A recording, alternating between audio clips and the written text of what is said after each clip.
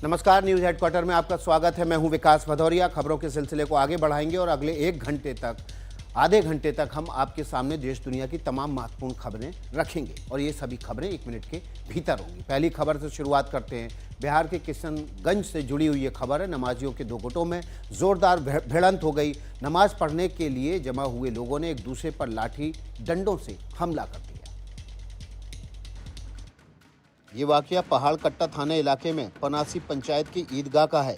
एक दूसरे पर हमला करने वाले दोनों गुटों में नमाज की टाइमिंग को लेकर कहासुनी हुई और फिर ये कहासुनी मारपीट में बदल गई। पश्चिम बंगाल से सटे पनासी पंचायत की इस ईदगाह में बिहार और बंगाल के लोग वर्षों से अलग अलग गुटों में नमाज अता करते हैं। दोनों के लिए समय निर्धारित रहता है। इलाके के लोगों ने बताया कि पहले बंगाल के लोग नमाज अता करते हैं, इसके बाद बिहार के लोग नमाज पढ़ते हैं। इस बार बंगाल के लोगों ने नमाज में तय समय से ज़्यादा समय लगा दिया, जिसकी वजह से बिहार के नमाजी भड़क गए और देखते ही देखते पूरा ईदगाह रण क्षेत्र में बदल गया। हाथों में लाठी डंडा लेकर लोग आपस में ही भिड़ गए। घटना की जानकारी मिलते ही कई थानों की पुलिस पहुंच गई और बड़ी मुश्किल से मामला शांत कराया गया। इसके बाद बिहार के लोगों ने नमाज अता की।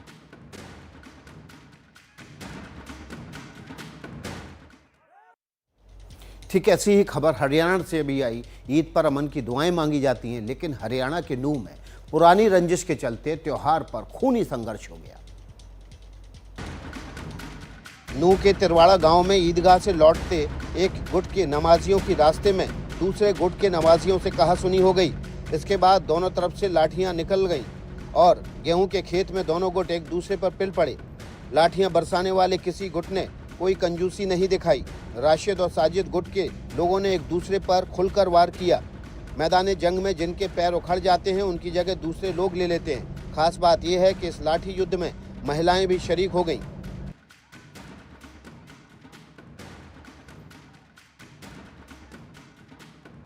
बाद में पुनाना सदर थाना, शहर थाना और बिछौर थाने की पुलिस ने मोर्चा संभाल लिया और हालात पर किसी तरह से काबू पा लिया, लेकिन जब तक पुलिस नहीं पहुंची लोग एक दूसरे पर हमले करते रहे।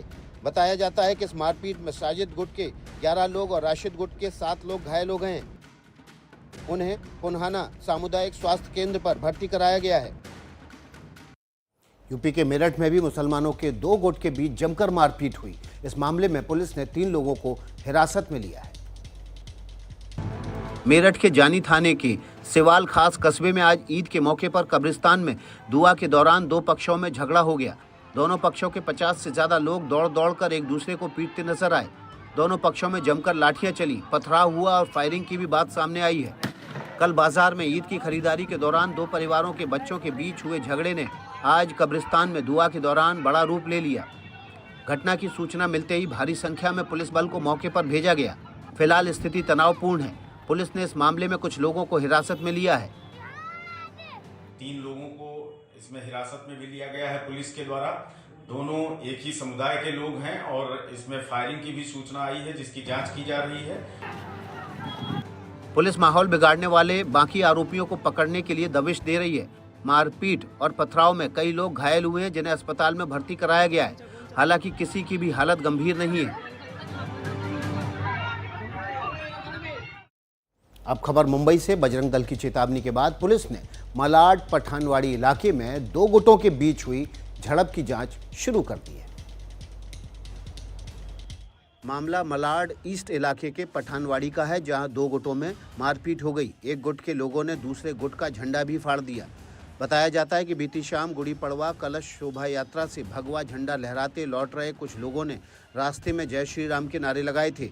जिस जगह ये नारेबाजी हुई, इसी बात पर दूसरे गुट के लोगों ने उन्हें पकड़कर पीट दिया और उनका झंडा फाड़ दिया। पीटने वालों का कहना था कि ये युवक नमाज के समय जय श्री राम के नारे लगाकर माहौल बिगाड़ने की कोशिश कर रहे थे।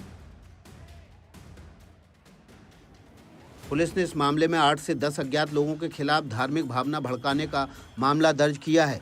ये मुकदमे कलश यात्रा से लौट रहे लोगों के खिलाफ दर्ज किए गए थे। इसके बाद बजरंग दल ने मोर्चा खोल दिया और दूसरे पक्ष के लोगों के खिलाफ मामला दर्ज नहीं किए जाने पर आंदोलन की चेतावनी दी। इसके बाद पुलिस ने पिटने वालों की शिकायत पर भी केस दर्ज कर लिया। पुलिस का कहना है कि गुनाहगार को बख्शा नहीं जाएगा। अब खबर उत्तर प्रदेश के बरेली से है, जहां बीजेपी के नेता के साथ रोड रेज की वारदात हो गई। एक बाइक वाले ने उन्हें सड़क पर जमकर पीटा, जिसका वीडियो आपके सामने है, जिसमें साफ देखा जा सकता है कि एक आदमी जमीन पर गिरा है और दूसरे उसे तमाचे मार रहा है। इस दौरान रास्ते से लोग गुजरते रहे, लेकिन किसी ने उसे बचाने की कोशिश नहीं की। हालांकि दूर खड़े एक आदमी ने इस मारपीट का वीडियो जरूर रिकॉर्ड कर लिया। बाद में कुछ लोगों ने दखल दिया, तब जाकर हमलावर के हाथ रुके और बीजेपी के मंडल कोषाध्यक्ष अजय कुमार गुप्ता की जान बची। पीड़ित की शिकायत पर इज्जतनगर थाने की पुलिस ने आरोपी को पकड़ लिया। बताया जा रहा है कि आरोपी रेलवे प्रोटेक्शन फोर्स का जवान है। पुलिस उससे पूछताछ कर रही है। इस बीच पीड़ित अजय कुमार गुप्ता ने बताया कि रात में टाइल्स के शोरूम से घर लौटते वक्त उन्होंने गलत तरीके से स्कूटी चलाने पर स्कूटी वाले को टोका था। इस पर बात बढ़ी और मारपीट तक पहुंच गई। इस तरह गाड़ी क्यों चला रहे हो? क्या दारू पिए हुए हो? चला सुनते ही एक बंदे ने मेरा गाड़ी का झंडा देखते ही मुझसे कहा तू बहुत बड़ा नेता बनना है, तू नीचे उतर। माँ बहन की गाली देके मुझसे कहा तू नीचे उतर, अभी तुझे बताता हूँ। अब खबर महाराष्ट्र के पालघर से। यहाँ सड़क हादसे का एक खौफनाक वीडियो सामने आया है। यहाँ केरोसिन से भरा टैंकर सड़क पर बेकाबू होकर फ्लाईओवर से नीचे गिर गया। मुंबई अहमदाबाद हाईवे पर हुए इस हादसे से अफरा तफरी मच गई। लोग जान बचाने के लिए इधर उधर भागने लगे। सड़क पर चारों ओर केरोसिन फैल गया था। रविवार शाम करीब 5 बजे ये घटना उस समय हुई जब मुंबई से गुजरात की ओर तेज गति से जा रहे तेल टैंकर का ड्राइवर अपना नियंत्रण खो बैठा। बेकाबू टैंकर फ्लाईओवर के किनारे से टकराकर 20 फीट की ऊंचाई से सीधे पुल के नीचे सर्विस रोड पर जा गिरा और टैंकर में तुरंत आग लग गई। पालघर जिले में मनोर के पास हुई ये दुर्घटना पास लगे सीसीटीवी कैमरे में कैद हो गई। घटना की जानकारी मिलते ही हाईवे पुलिस, मनोर थाने के पुलिसकर्मी और फायर ब्रिगेड की टीमें तुरंत मौके पर पहुंची। इसके बाद वहां राहत और बचाव अभियान शुरू किया गया। इस हादसे में टैंकर चालक गंभीर रूप से घायल हो गया है। स्थानीय लोगों ने उसे तुरंत अस्पताल पहुंचाया। हादसे की वजह से हाईवे 2 घंटे तक बंद रहा। इसके बाद हाईवे को दोबारा खोल दिया गया। प्रशासन का कहना है कि फिलहाल इस हादसे की जांच जारी है। पता लगाया जा रहा है कि टैंकर ड्राइवर ने नियंत्रण कैसे खोया और आग कैसे लगी। अब खबर उत्तर प्रदेश के आजमगढ़ से। यहाँ पुलिस हिरासत में एक युवक की मौत के बाद पुलिस पर गुस्सा फूट पड़ा। लोगों ने पुलिस की गाड़ी में तोड़फोड़ भी की। थाने के बाहर खड़ी गाड़ी पर किसी ने पत्थर फेंके तो किसी ने डंडे को हथियार बनाकर हमला कर दिया। लोगों का गुस्सा देखकर पुलिस वाले नदारद हो चुके थे और हर हमलावर सबसे बड़ा लड़ाका बना हुआ था। आजमगढ़ जिले के उमरी गांव के शनि कुमार को छेड़छाड़ के आरोप में पुलिस ने गिरफ्तार किया था। पुलिस का दावा है कि शनि थाने में टॉयलेट गया। उसने टॉयलेट में ही फांसी लगाकर खुदकुशी कर ली, लेकिन शनि के घर वाले से हत्या का मामला बता रहे हैं। पूरा हमें विश्वास है कि हमारे भाई को ये लोग मारे हैं। घर वालों ने पुलिस पर साजिश का आरोप लगाया तो आजमगढ़ से समाजवादी पार्टी सांसद धर्मेंद्र यादव को इस मामले में योगी सरकार और पुलिस पर हमले करने का मौका दे दिया। कह रहे हैं कि उत्तर प्रदेश सबसे ज़्यादा कस्टोडियल डेथ हो रही है और आजमगढ़ में भी इस तरह की घटना सामने आई। तो मैं समझता हूँ योगी जी की सरकार और पुलिस अपने को न्यायालय भी समझ लिया है, इन्होंने अपने को ईश्वर भी मान लिया है कि यही जो करेंगे वो न्याय देंगे, चाहे भले ही कितना ही अत्याचार करते रहें। अब दिल्ली के पहाड़गंज की एक घटना, ये दर्दनाक। यहाँ पर एक हादसा हुआ। कार से कुचलकर 2 साल की बच्ची की मौत हो गई। कार नाबालिग ड्राइव कर रहा था। इस हादसे का सीसीटीवी कैमरे में कैद वीडियो दिल दहलाने वाला है। इसमें साफ दिखाई दे रहा है कि सकरी सी गली में कुछ बच्चे खेल रहे हैं। आसपास कुछ बड़े लोग भी मौजूद हैं। वे आपस में बात कर रहे हैं। 2 साल की बच्ची खेलते खेलते सड़क पर बैठ जाती है।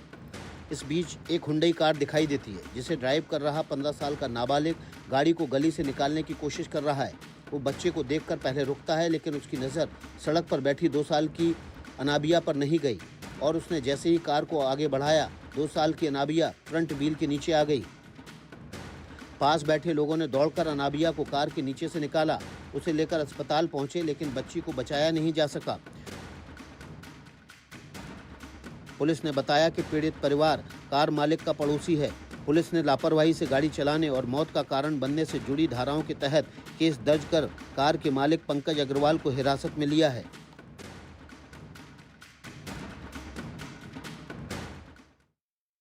अब खबर दिल्ली से सटे नोएडा की। यहाँ सड़क पर बेहद ताकतवर लग्जरी स्पोर्ट्स कार और बेकाबू रफ्तार, इन दोनों का ऐसा घालमेल हुआ कि 2 मजदूर हादसे के शिकार हो गए।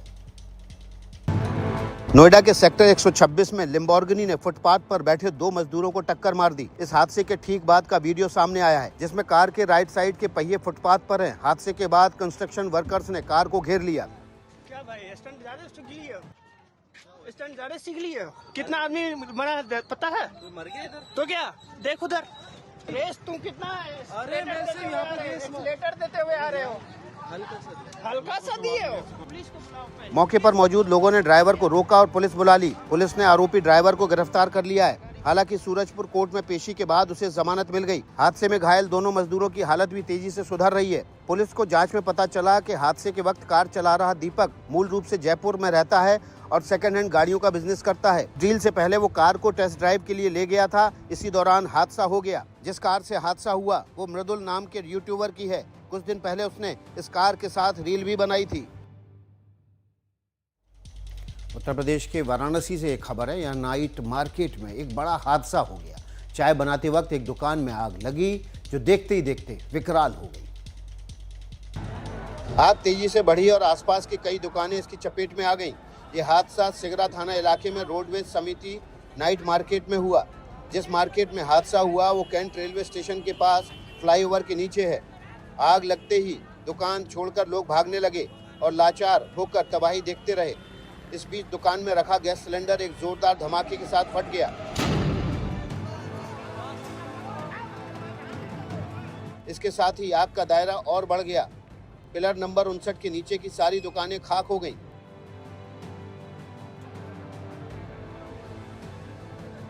इस बीच किसी ने फायर ब्रिगेड को खबर दी।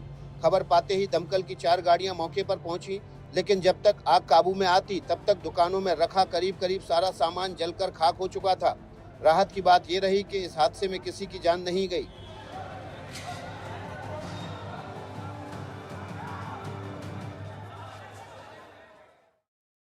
राजस्थान के माउंट आबू में बेकाबू आग ने जंगल का बड़ा हिस्सा खाक कर दिया है। हालात ये है कि 2 दिन बीतने के बाद भी इस आग पर पूरी तरह से काबू नहीं पाया जा सका है। माउंट आबू के जंगल में ये आग 29 मार्च को लगी थी, जिसने देखते ही देखते विकराल रूप धारण कर लिया और हजारों पेड़ पूरी तरह खाक हो गए। वन विभाग की तरफ से बताया गया कि छिपाबेरी एरिया में 29 मार्च की दोपहर 2 बजे आग लगी होने की जानकारी मिली थी। तेज हवा के चलते शाम 5 बजे तक ये करीब 1 वर्ग किलोमीटर एरिया में फैल गई और आबू रोड से करीब 17 किलोमीटर दूर गंभीरी नदी के नाले से भी दिखाई देने लगी। आग इतनी तेजी से फैली और लपट इतनी प्रचंड थी कि फायर ब्रिगेड के हाथ पांव फूल गए। इसके बाद एयरफोर्स, आर्मी और सीआरपीएफ के जवानों ने आग पर काबू पाने में ताकत झोंक दी। बताया जा रहा है कि अब कई इलाकों में आग काबू में दिखाई दे रही है। इस पूरे इलाके में 300 से ज्यादा भालू रहते हैं। आग में कितने जानवरों को नुकसान हुआ है, इसको लेकर वन विभाग ने अभी तक कोई आधिकारिक जानकारी नहीं दी है।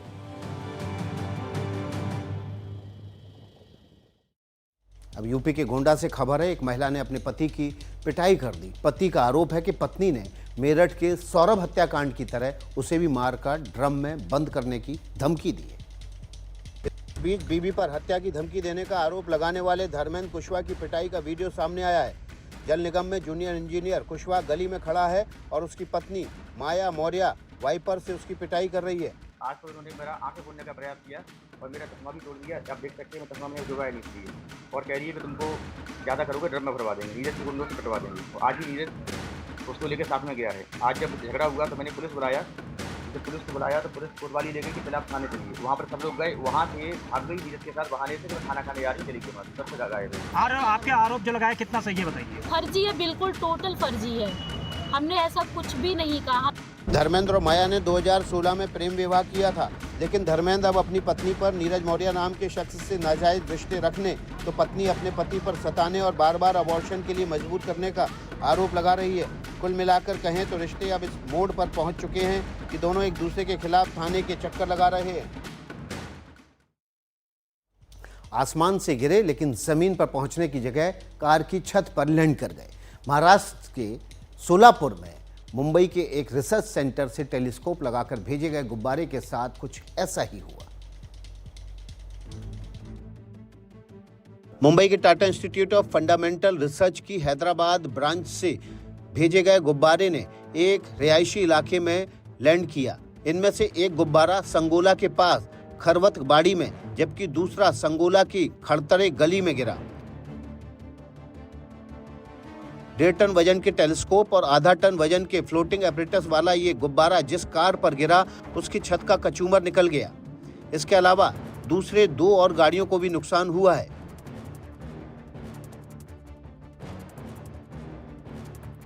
बताया जाता है कि Tata institute of fundamental research ने इन्हें शनिवार की रात 9 बजे छोड़ा था। लगभग 32 किलोमीटर की ऊंचाई से इनके जरिए ग्रहों और तारों की स्टडी की जा रही थी। प्लान के मुताबिक उन्हें हैदराबाद में लैंड करना था, लेकिन हवा के जोर ने उन्हें महाराष्ट्र के सोलापुर पहुंचा दिया और गाड़ियों का कचूमर निकल गया। और अब कुछ अंतर्राष्ट्रीय खबरों की बात कर लेते हैं। एक तरफ रूस और यूक्रेन के बीच जारी युद्ध को रोकने के लिए तमाम प्रयास किए जा रहे हैं, वहीं दूसरी ओर दोनों देश एक दूसरे पर लगातार घातक हमले कर रहे हैं। रूस ने शनिवार को घोषणा की कि उसके सैनिकों ने कई बस्तियों पर नियंत्रण कर लिया है। वहीं यूक्रेन ने दावा किया कि उसने कई रूसी हमलों को नाकाम कर दिया है। शनिवार को रूसी रक्षा मंत्रालय ने एक बयान जारी करके कहा कि रूसी सेना ने डोनेस्क क्षेत्र में और जापोरिजिया क्षेत्र में एक बस्ती पर नियंत्रण कर लिया है। साथ ही रूसी सेना ने यूक्रेन के उत्तर पूर्वी सुमी क्षेत्र में वेसोलुका बस्ती पर भी नियंत्रण किया है। इसके अलावा रूसी एयर डिफेंस सिस्टम ने पिछले 24 घंटों में 73 यूक्रेनी ड्रोनों को मार गिराया है, जबकि रूसी सेना ने यूक्रेन के भीतर 148 क्षेत्रों पर हमला किया है।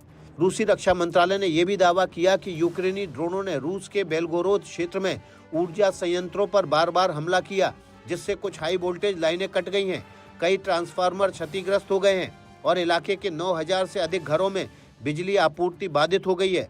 हालांकि यूक्रेन ने अभी तक इस घटना पर कोई प्रतिक्रिया नहीं दी है।